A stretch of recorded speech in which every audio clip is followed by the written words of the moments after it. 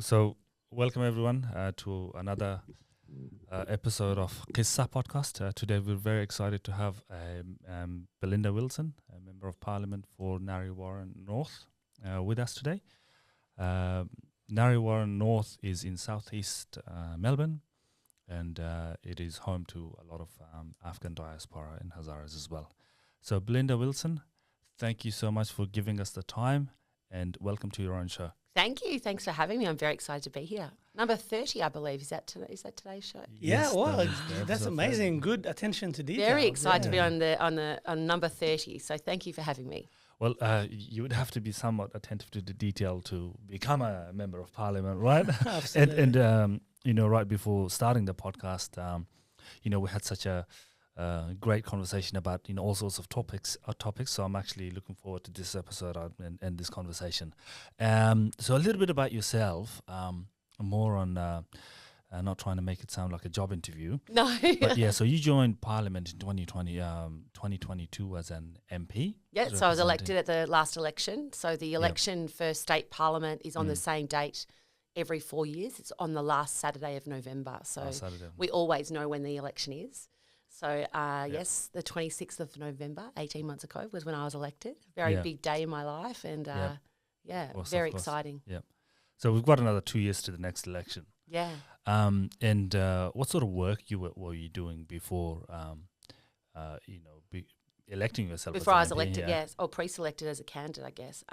So for 3 years before that, I worked for the federal member of Macnamara, Josh Burns, which was a great job travelling to Canberra. Also, went through the pandemic in that time. So as a federal member of parliament and working in and running his office, it was very busy and a very stressful time for all of us. And before that, I worked for a state member of parliament, Philip Deladakis, who was a minister in the government. So I worked with him for a year, and then I guess before that, I was a mum. I've got 3 kids, and so I worked in a family business. My husband is a swimming coach and runs a swimming goggle business, and I worked in that as well, and raised my 3 children who are now grown up and finished school, so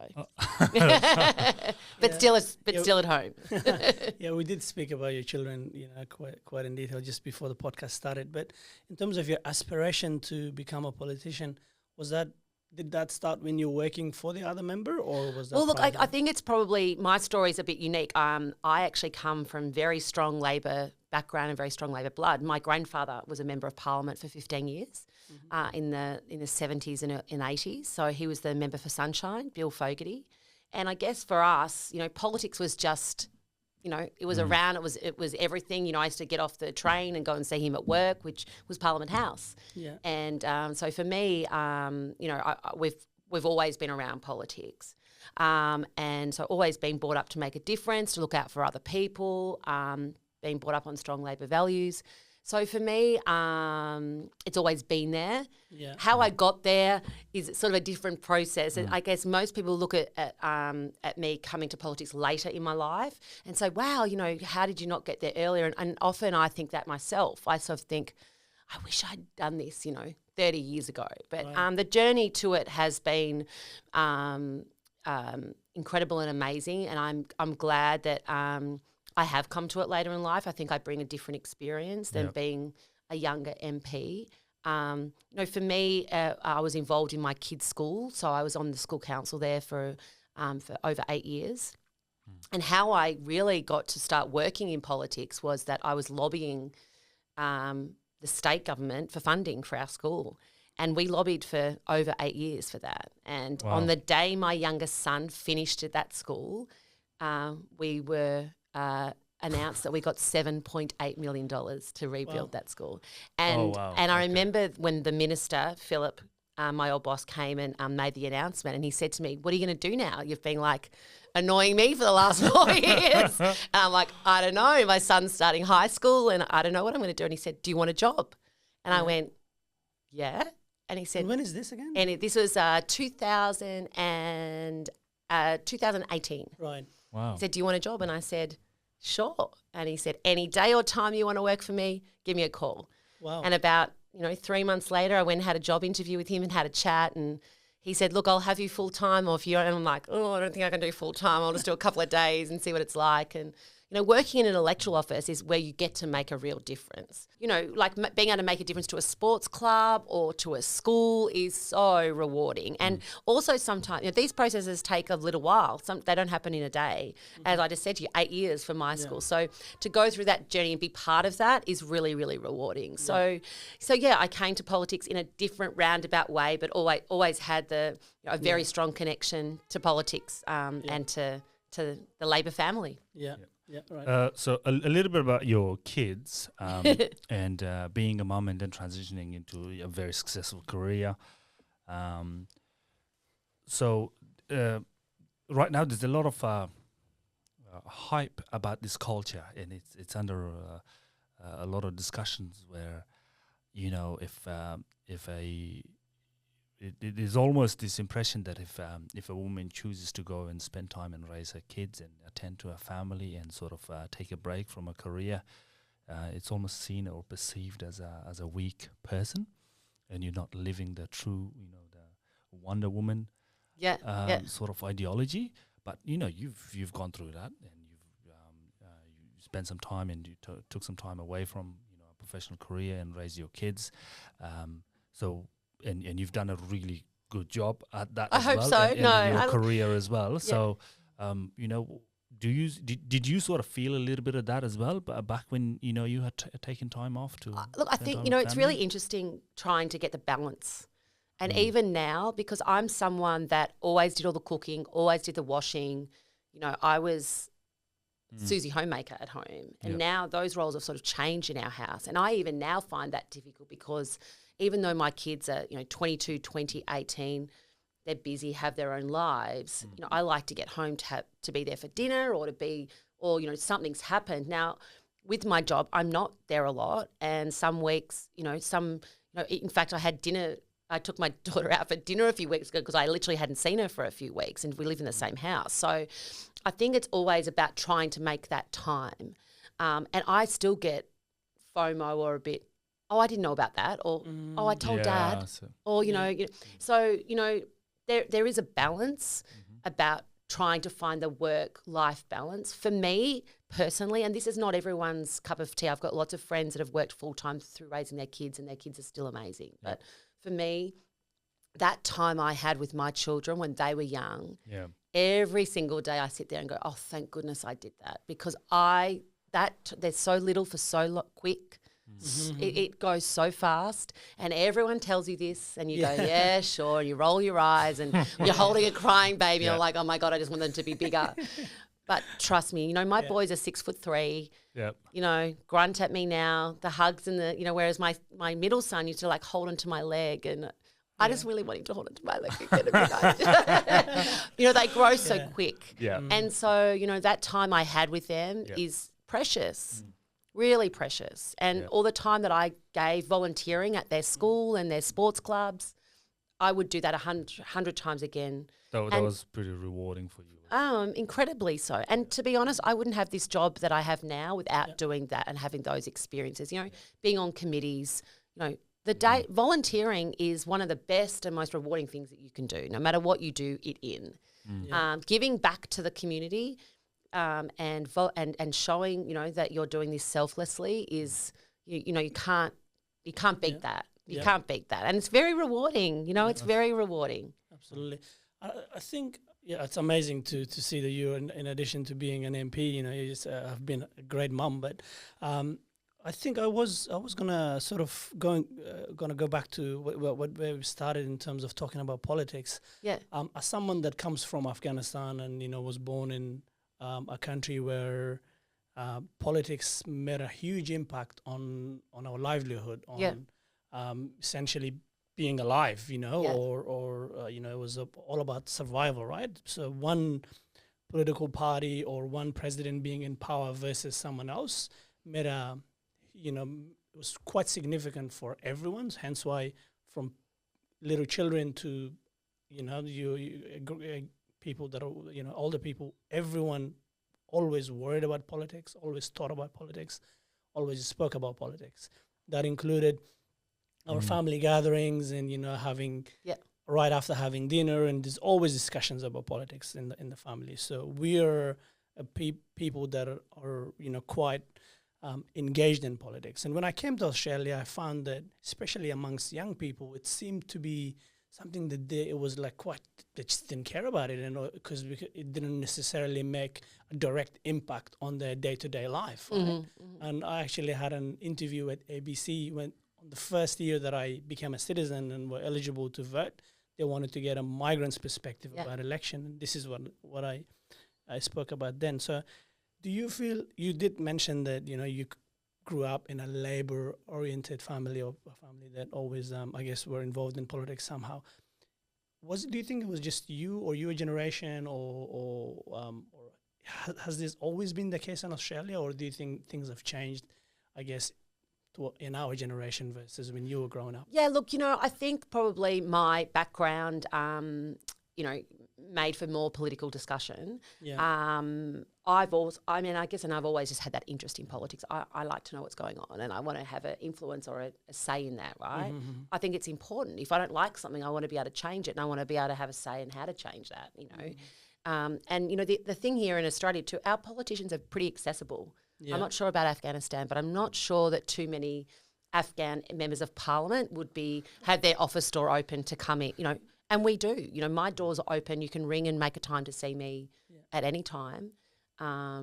We go to lots of community events, and so a lot of the community members are surprised how accessible we are. I think the younger generation, we need to take them on the ride with us. They need to jump on board and know that they can make a difference, and can, what they say matters, and that we do listen, and every political party is going to have policies that we don't agree with.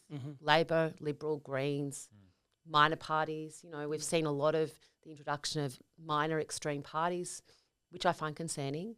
But the great thing is about being a member of a party is that you can then help influence what those policies are. And that's one of the greatest things about the Labor Party. You become a member, you go to a meeting, you can, hey, I don't agree with that, or I think this should be done, and you have a voice. Do you think as a society there are things we can do to get more engagement from young people into politics, or are there room for improvement? Is there something we are not doing right as a community? Look, I think we can always do it better. I think that it's been hard because we've had a lot of elections. We had a federal and a state in the 1 year. We're just about to have council elections. We're going to have another federal election in the next 10 months, if not before Christmas. Early next year. Then we're going to have another state election another year after that. So people get a bit despondent about, who am I voting for? What's it about? So it's about, education, I think, and, encouraging kids and the younger generation, not necessarily kids, young adults, about what a difference they can make, and encouraging. And it might be just small things, it might be a group of kids at school that want a new playground, or need want a new fence at their school. And so, having that opportunity to have that voice, or go and speak to their local MP, That's one of the greatest things that you can do. That's a great segue into this. What I was thinking about the federal system, the federal political system is that you obviously having grown up into a political family and have had some really good exposure to it, and saw all these events being unfolded. One, the federal system seems to be a little bit confusing for just your average Joe on the street, all these elections. And then another layer to that is it's sort of confusing as to whose scope of work is exactly my issue fall into. Is it the state? Is it the council? Or is it the, the assets might be a little bit straightforward, but then your other matters, social matters might be a little bit confusing.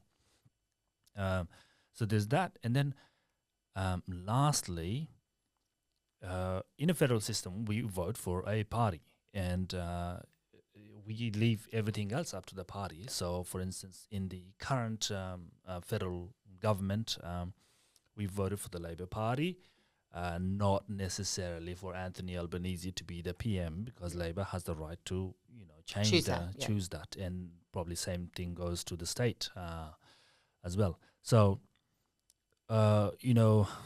with the change of leaderships that we had with Labor, and then the more recently with the Liberal in the federal political scene. Fortunately, we haven't had so much of it in Victoria. So the ability that parties can actually change leaders and policies brings the whole question of democracy under question. And Malcolm Turnbull called it a travesty of the democracy, but he only called it when he was when he was ousted. When he was ousted. So, and in his time there was a lot of changes, which I mean doesn't. So you know, as a public, we go and vote for, you know, for instance, in the state of Victoria back when Andrews were for Daniel Andrews. We voted for Daniel Andrews, but you know, Labor could very well have changed the tide and changed the leader, which we have done. Yeah. So you know, it brings the whole question of democracy. It's like, you know, does our vote really count? Because you guys can actually, or the party and power can change that dynamic. So at the end of the day, when you cast your vote, you're voting for your local member of parliament and I guess the party and their values. So, for instance, you know, in Narre Warren North, I take in Hallam, Endeavour Hills, Narre Warren North, Lesterfield South, and a little bit of Berwick. So my constituents are voting for me to represent them in parliament and to contribute and represent our area. That's what my job is. Some people look at it as voting for the leader. Some people look at it as voting for the local member. Sure. For me, I think that you're voting for the local member to represent you in the parliament for that 4-year period. Right. Now, do leaders change? They do. You know, it happens. Has it all been done well? I mean, federally, it's been done in the past, not so great. Do I agree with that? You know, it's difficult. Things and moments change. Did we expect Daniel to resign? No, I didn't. I didn't expect him to resign. And, you know, someone who's been at the helm for, you know, 9 years, I think, as leader, it's incredible feat. There's two questions to that is, you know, the idea that we vote for our local MP, you know, both in federal and the state. Yep. So how much of an influence do the local MP have on the policies? Obviously, there's a number of seats and everyone casts their vote. But let's say, you know, in the case of the state parliament, you know, Narre Warren North, you know, outer southeastern suburbs, no real law firms are there, no real industries there. You know, there's a couple of, you know, middle class, maybe wealthy people there, but there's no real huge power dynamic in Narre Warren North. It's probably how the I disagree. and Narre Warren North might be a little bit more privileged, but, you know, you've got the other ones like, you know, where I am from, like, let's say Lynbrook, and then if Lynbrook's privileged, maybe, you know, some outer regional area where there's only got, you know, although the electorate geographically is huge, but the population's quite minor. So what I'm trying to say is that when you are voting for your local MP, how much of an influence does that local MP have on policy? On policies? Well, as I always say to everybody, like people often say to me, why are you doing this? Why are you? Because I'm around the table. I sit in a room with Jacinta Allen and her cabinet 16 weeks a year. I have her phone number in my phone. Yep. I have the minister's phone numbers in my phone. I meet with them on a very regular basis. I have them come and visit our electorate. So when you say how much influence does the local MP have, I'd say a lot. And you know, my job is to scream loud and say, we need this done, we need this.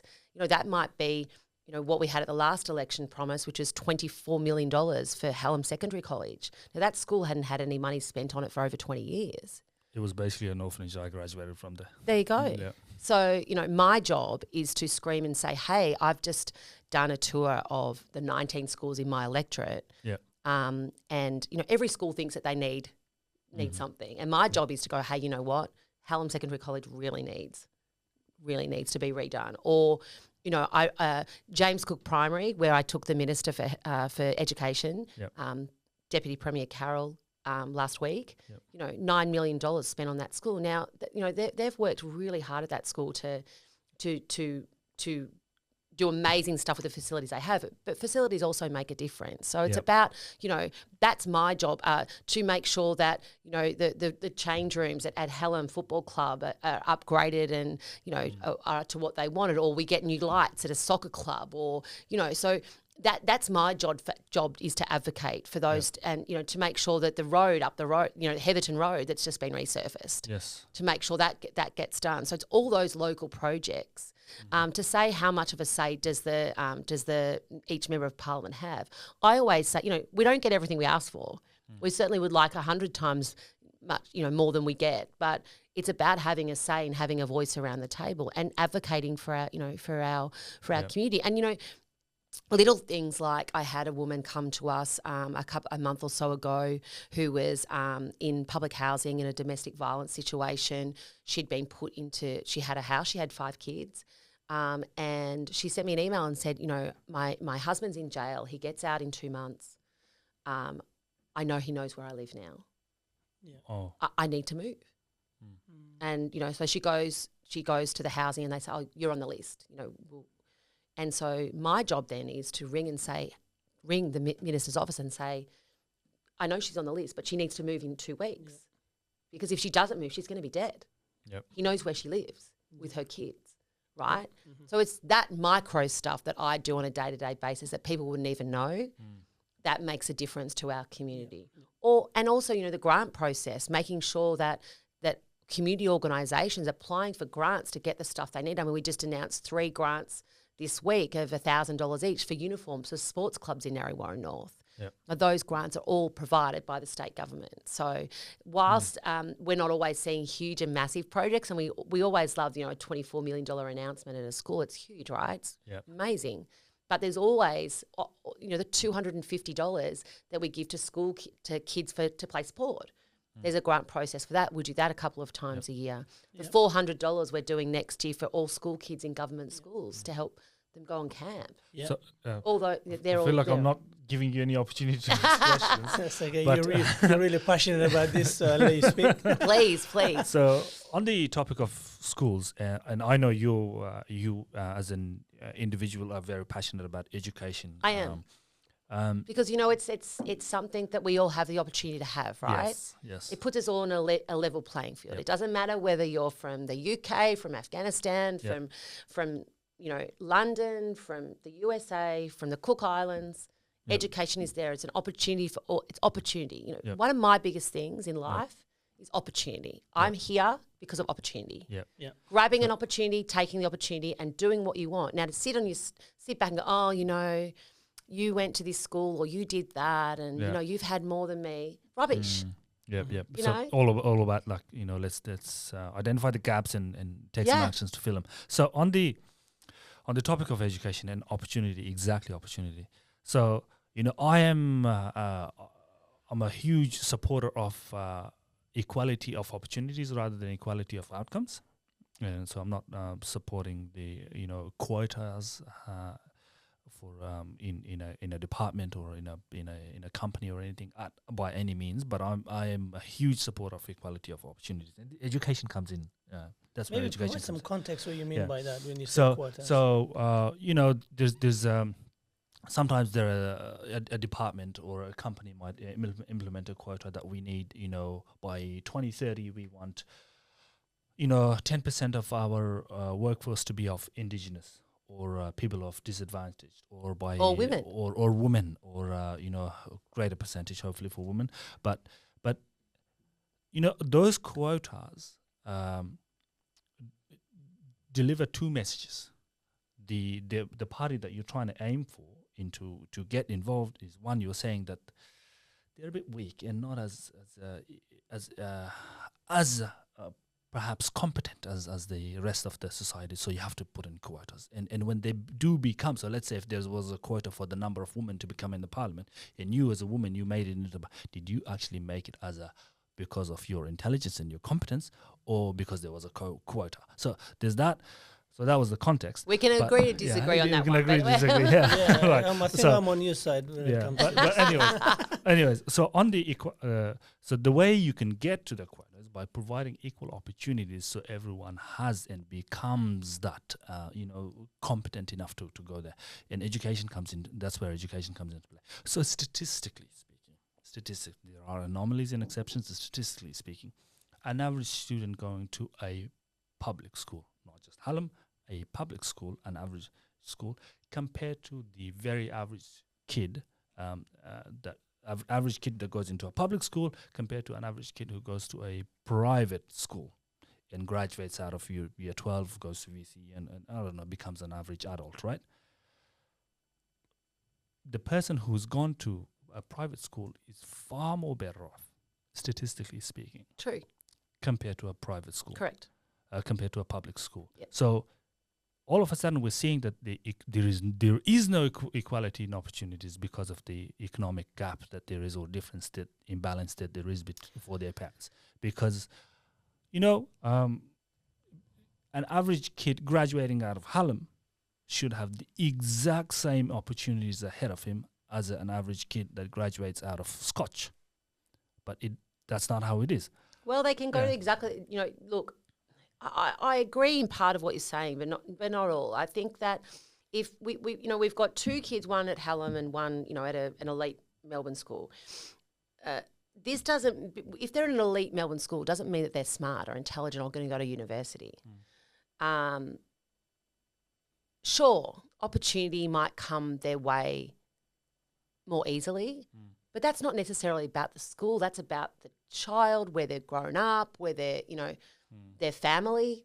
We know that the kids going to some of those elite schools have got well-connected families. Does that mean that the kid from the state school is less likely to succeed? Not necessarily. There's lots and lots of kids that get exactly the same ATAR score. It's what you do with that, right? It's what you do when you go to university. If that's for me, I didn't go to university. I don't have a degree. It wasn't for me. I met my husband when I was young. I was married and had my first child young. So it just wasn't. I went into full-time work. it wasn't for me. Do I regret that? Sometimes I do. Still in circles, the first thing everyone asks me, what's your degree in? But I think that you've got to, these opportunities are there to grab and grasp, and what you do with that is up to you. We spoke earlier about, universities and what great there's so many options for education and TAFE. You don't have to go to university to be a success. Yeah, so I think we've had these conversations quite a lot, me and him, and you can probably tell. I think what I get in part what you're saying, but there is also the aspect of hardship and difficulties that you go through is what really sometimes makes a person capable. We're a good example of that as to the things that we've gone through. I probably changed. Have had to change over 10 different schools throughout my life, right? Yeah. So because of displacement and all that. So now it doesn't necessarily mean that someone that had everything presented to them, they had the best opportunities available in front of them. They went to private school and all that necessarily doesn't make them much more absolutely, and also not a great. That doesn't make them a success story. When I look at someone. Like both of you or lots of people that I meet every day, right? Every single day I hear incredible stories. I had a lady yesterday with me, incredible story. These stories make me richer, but what they do is make you richer as well for who you are and the people that you are to get to where you want to go. Now, it's interesting you're saying about diversity, that person, do they deserve to get that job or have they earned the merit to get that job? When we bring diversity to the table, it enriches everybody, whether that's women, Indigenous Australians, people with a disability, or, different multicultural groups together. When we bring the mix to the table, this is where we get true incredible outcomes. So while some people say, quotas, I'm not sure, there's, why do we have to have a female quota? And, that's not necessary. What that does is it shifts the goalposts or moves stuff around to bring the diversity to the table, to have these discussions and to have these robust discussions. And, I'm in a parliament where we've got the most women ever. Yep. حامی اولی برنامه پادکست قصه شما بیننده و شنونده عزیز هستین. در لابلای از او پادکست امروزی از ما را کسته صرافی آزگان یا آزگان اکسچنج مقیم استرالیا اسپانسر شدن. ما وقتی که پول و همکارای ما در برنامه پادکست قصه میخوایم پول به فامیل اخت پاکستان، افغانستان و یا دوبای که سرایی کنیم، از صرافی آزگان استفاده کنیم. خدمات آزگان قانونی است، سریع است و مطمئن است. یک از خوبیایی که صرافی آزگان در مقایسه با دیگر صرافی ها در اینجا است که چقدر سریع کار اجرا میشه و پولش مول تحویل میده. بخصوص کشور مثل ایران اونجا محدودیت های حساب بانکی وجود داره، یک 2 روزی 3 روزی وقت میگیره تا دیگه صرافی ها پولش مول تحویل بده در ایران. اما صرافی آزگان پولش مول در بین یک چند ساعت، یک 2 ساعت کسته، اما روز به روز میتونه در ایران تحویل بده. و خوبی دیگه صرافی آزگان است که تمام از این خدمات کسی میتونه از طریق تماس تلفنی انجام شونه. اصلا لازم نیست که ما با دکان ازنا بریم. As a theme, you can sort of see, and articles have been written about this on the news and whatnot as well, that public schools don't get nearly as much the amount of funding as private schools do from the government itself. Now, I don't have the exact data in front of me to actually say, here's X and Y. But on real practical terms, for someone who's got a kid like my kid's just 3 years old, and I find that to enroll him into some of these private schools, I would have had to enroll him, 3 years before he was born. And on the other hand, so what I'm trying to say by that is that there's a huge demand for private schools, for people trying to send their kids into private schools. And I think we've all sort of realized that in order to give the best chance for our kids, you almost have to send them to a private school. And that's the society sort of said that. And statistically, I sort of agree that, if you've got the bell curve, like yourself, you went through a really interesting life, didn't have a stable school and whatnot, and so many display. You are the 95th percentile of the bell curve. The good majority of those people. But isn't the successful people in the world in general? So there's there's only a small percentage of people in the world that make it, regardless of what type of education. Yeah, so I'm not saying becoming the MP or becoming the leader of the Labour Party or becoming the Jeff Bezos. I'm talking about, becoming a really successful accountant at a firm, becoming a magistrate, becoming a really strong police officer, or very successful in your career, rather than a mattress salesman or Danong, for instance. No offense to that, I'm sure they make a really good. They have a really good life. But what I'm trying to say is that's what I'm sort of saying is that, to be able to grant, the average, everyone likes to believe that their kid's an anomaly and an exception. And, if he goes to Hallam, he will still be fine. Yes, but I'm not sure that he will be that. So it also depends on what like all of us want the best for our kids, right? Yep. When they're born, we think that we want them to be everything that they can be. Does that mean that that all our kids are going to go to university? Are they going to be all doctors and lawyers? And is being a doctor and a lawyer considered successful? Yep. Mm-hmm. I know a lot of very unhappy doctors and lawyers. Mm-hmm. It doesn't mean you're successful. Yeah. What is success? Yes. And at the end of the day, I know hundreds of very successful people. I mean, in fact, there was something came up on my social media the other day. My son has dyslexia, and we've and I have attributes of that too. And I look at the list of successful people who have dyslexia, huge list. Kerry Packer, that's just to name one. There are many very successful people who have dyslexia. Does that make him less successful in what they do? I mean, it's about finding your own happiness and finding your own path. Does that mean that if you go to a private school that you're going to get that more than a kid that goes to a secondary school? No, I disagree. I know a lot of kids, a lot of people, a lot of very successful adults that went to high schools. Yeah.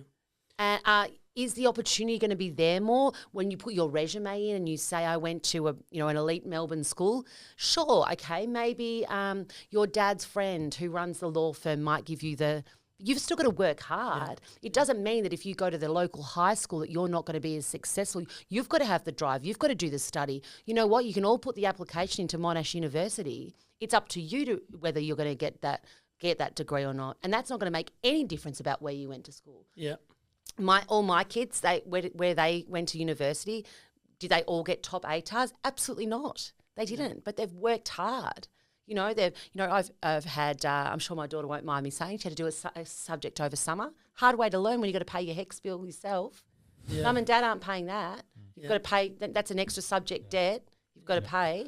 It's all about. I think we'll agree to disagree. We'll agree to disagree. And also, in the benefit of the time as well, I think we might just change topics there. I can see he's very passionate about it and he's not going to agree with me. But exactly. Also, it's a never-ending conversation with him, and he's quite passionate. We often have this for hours, and it never ends. But I do see his point, and there are things that I've grown to agree, but there are still a lot of things that I disagree. And I don't disagree with what elements that you're putting on the table. But what I'm saying there is that in this country there is an opportunity for everybody to be whatever they want to be. Yeah.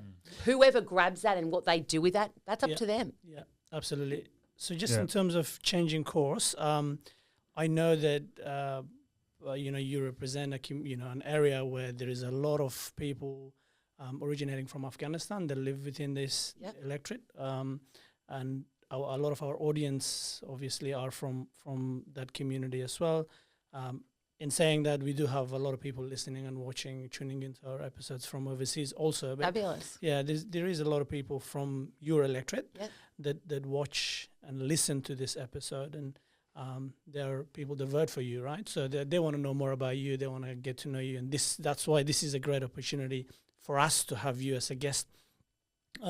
First of all, maybe talk about some of the issues that your electorate, people within your electorate have spoken to you about or told you about, or some of the things that you might be working on. It's more specifically if it relates to maybe the aspect that our audience, I guess, Sure. So we're in the midst of a large cost of living crisis.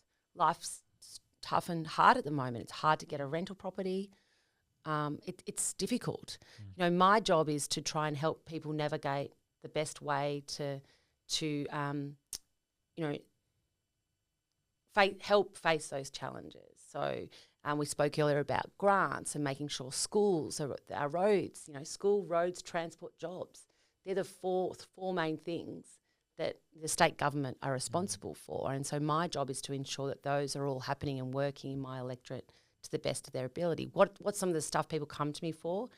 Lots of different things. And I think earlier you spoke about, people get a little bit confused about, what's federal, what's state, what's council. And sometimes that becomes our job about navigating that too. So if there's some issues with some maybe provide some clarity around that. So what does come within your scope of work? Yeah, sure. So I look after the transport system. So 2 amazing new train stations in our electorate of Hallam and Narre Warren's just about complete. So the trains are running through there. We've just taken away both those level crossings. So that's my responsibility. The state school system.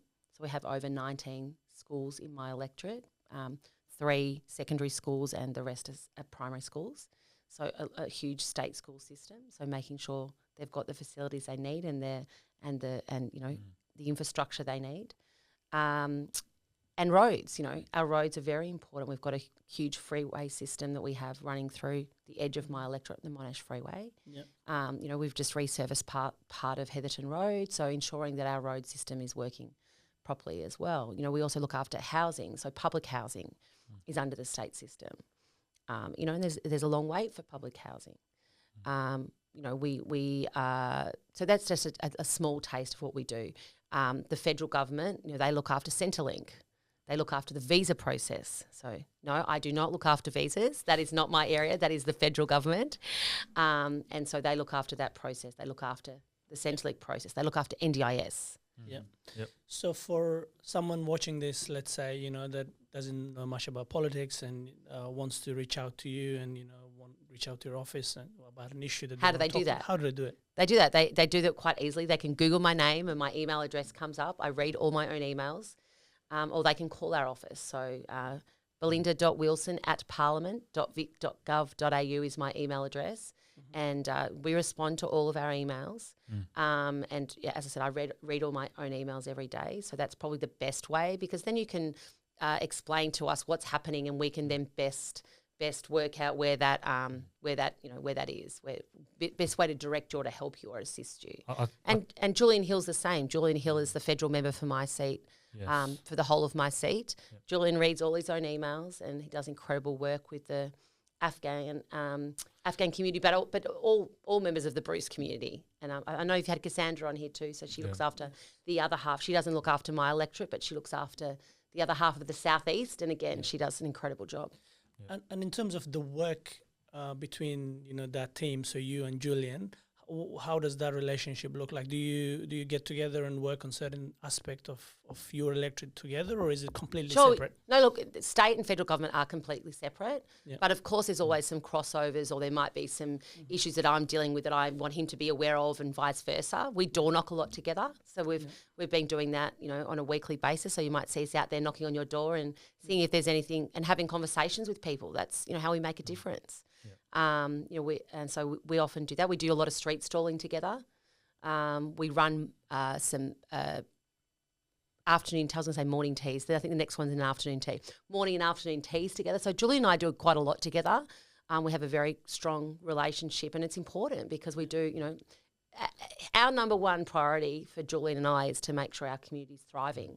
And that's what we pride ourselves on. And we take things really personally. Like, I have had some, some people can be really rude and nasty, and, we've been running some ads in the electorate recently.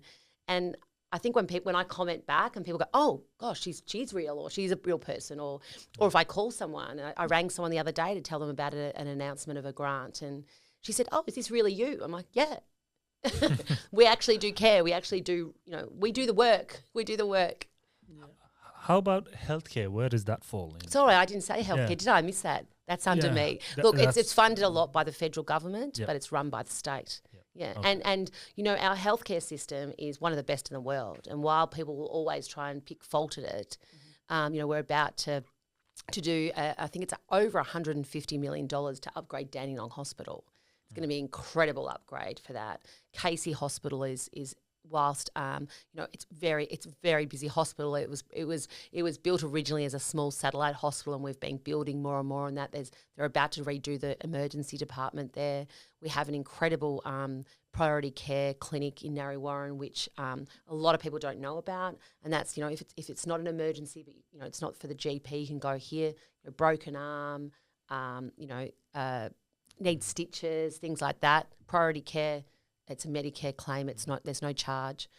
That's also has been funded by the federal and state government. So health does sit mainly with state, but funded by the federal government as well. And healthcare's important. So there's been a few changes on the healthcare side of things. Previously, for instance, if families wanted to go see a GP, if they were bulk billed, you didn't have to pay, but now you do have to pay. And not in all hospitals, not in all doctors, so that depends where you go. That depends where you go. Yep. And then also, I find that where I work, a lot of my colleagues and people that I know, they all have private health insurance. Yep. And I see good merit in having a private health insurance.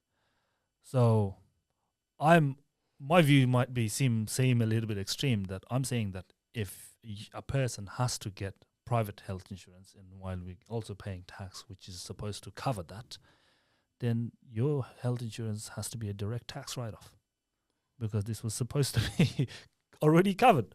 Yeah. And I have you do get a reduction in your tax with your health insurance. But only for the medical levy bill or whatever that is. Yeah.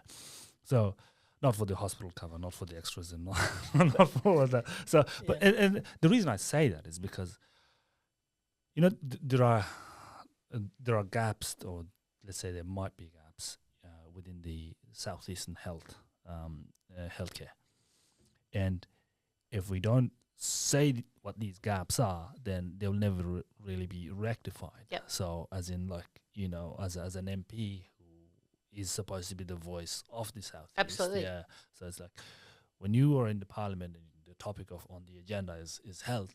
Like, are you typically like, oh, Dandenong Hospital's great, Casey's great, or are you like, no, these are the gaps? And Sure. I mean, you can't, when you stand up in Parliament, you're talking on a bill, or you're talking about your electorate. You're talking about the great things about what's happening in your electorate. You're not going to get up and talk about this is terrible or this is not great. You only get once a week an opportunity to stand up and speak about it. I'm always very honest and open about what gaps are missing in the healthcare system, and the thing is that not everyone can afford private health insurance. Yes, yeah. A lot of people in the Southeast can't, and so that's when our public system is there. Now, does that mean that because I've got private health insurance or you've got private health insurance, does that mean that you're not going to use our public system? No, you are. Yeah. The issues with the bulk billing are from the former federal government. They're not something that's just happened over the last 18-month or 2-year period in the federal government. They're the after effects of a 10-year government that didn't look after the healthcare system. And so, we're now trying to fix these issues. Do you have to pay the gap every time you go to the doctor? Well, it depends what GP you go to. There's a lot of doctors that still do bulk bill. Narre Gate is the one. I think there's over 50 GPs or something that work from that clinic, and that's all bulk billed. So no, you don't have to always pay the gap. But if some specific doctors do, that's unfortunately that's what happens. Okay. But as I said, our healthcare system is one of the best in the world. There's many countries. Medicare is a Labor initiative, and it's incredible, really. If you compare it to other medical systems around the world, I don't think you'll find a better one. Can we do better? Always. There's gaps in many different types of healthcare. And in fact, I spoke to a dad this week about his daughter who's in hospital with a specific condition. I won't say what it is, and there's clearly a gap there. Will I go and speak to the minister about that? Absolutely. And we know, and she knows that there's a gap there. She's flagged the gap with me. Yep. The problem with this scenario is that we're putting a lot of money as a state into intervention with certain aspects of this girl's condition, but this is not helping her because she's at the other end of the scale. Yeah. So that's of course. And if people come to me with specific things, my job is to advocate for them about that, and I will always do that. Yep. And as someone that worked for Department of Health myself before during a pandemic, with the supply chain shortages and not being able to get the PPEs and all the medical equipment that people, healthcare workers needed across the state. I think there's a Department of Health, as someone that observed and worked within it, does a great job, I think, particularly when you compare it to, like you said, so many. You want to compare the numbers countries. In the US and the UK of people that died through the pandemic. Yeah. Maybe India, Italy. I mean, Yeah. none of us like lockdown, right? Yeah. Who did? No one. Yeah. We know lots of people that lost loved ones. It's... Yeah. On the topic of lockdown, there was different... Obviously, you came at the tail end of it when, 2022, by the time you started. Yeah, 2022 was... It was. Wasn't it? Yeah, it was over. Well, it's never over, huh? There's a lot of COVID around at the moment. There's a lot of COVID around now, yes. And so there was a lot of talks that, the stance that the Victorian government took at the time was a little bit too harsh, and the line between getting people to be safe versus not crossing that dictatorship is a little bit blurry, and I don't. It depends on who you speak to. Yeah, and you will never find a dictator that will say, I want you guys to be restrictive. I'm taking your freedom a little bit away from you because I'm keeping you safe. Because I'm a dictator. They will always have the right reason. So you were working for an MP at the time. A federal MP. We're in opposition. We're in opposition. Yeah, you were in opposition. There's a Liberal government in Canberra. Liberal government. How did you sort of see the Victorian state policies play out? I had a daughter doing university from her bedroom for the first year. She doesn't have any university friends, really. She graduated last 2 months ago and on her own. Yep. I had a son do year 12 and I had another son, he was in year 10. My husband lost his business. Yep. It was hard. But I also nearly lost my uncle, who was very unwell with COVID in hospital intensive care for over a month. Yep. So, there's lots of ways that you can look at this. Yep. Where we lock down too much, we have one of the lowest death rates of COVID in the world from the restrictions that we had. Now, we can call Daniel a dictator and say that he locked us down too much. I mean that's just ridiculous and outrageous. It was the directives were coming from the federal government, of which Scott Morrison was the leader. Did they make the right decisions at the time? They made it, and I'm not. This is not a party issue. All governments made the decisions with the evidence they had at that time. Looking back, were we locked down too long? I mean, who knows? I wasn't around the table. I don't know. There was lots going on that we all didn't know about. Did I feel safe? Absolutely, I did. Am I happy that that none of my family died, that my mum and dad are still alive, and that my uncle got through? Absolutely, I am. I saw the effects of COVID on so many people, including my own family.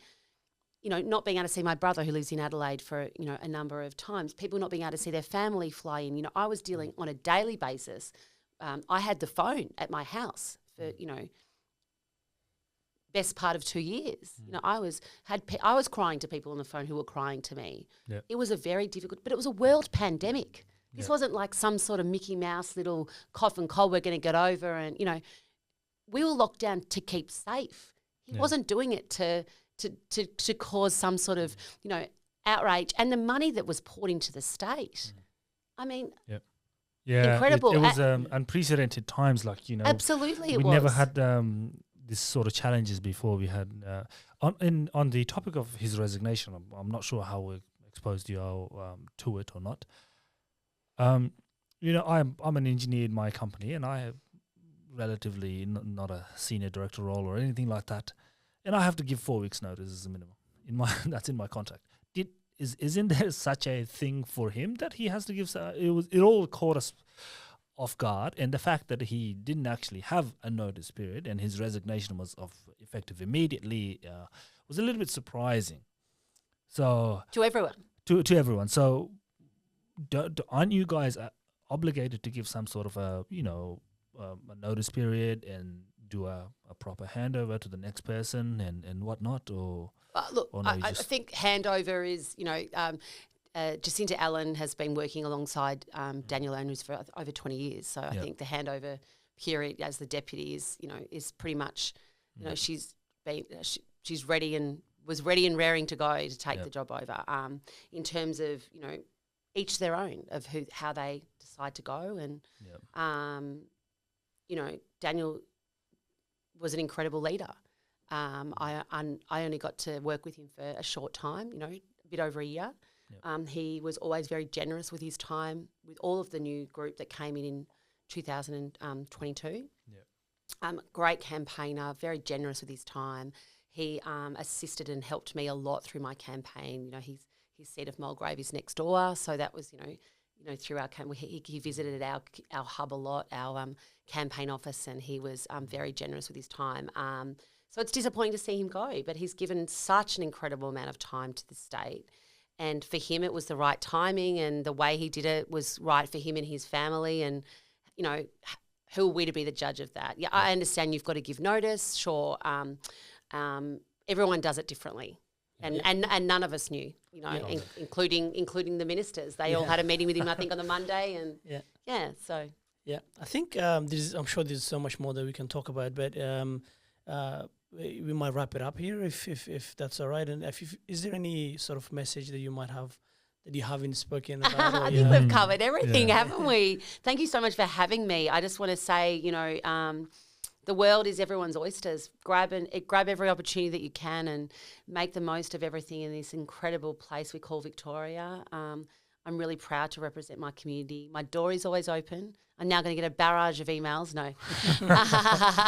My door is always open. Thank you for having me, and it's been a real pleasure to talk to you both. Good luck with the podcast. Yeah, thank you very much. Thank you so much. Appreciate your time. Appreciate your time.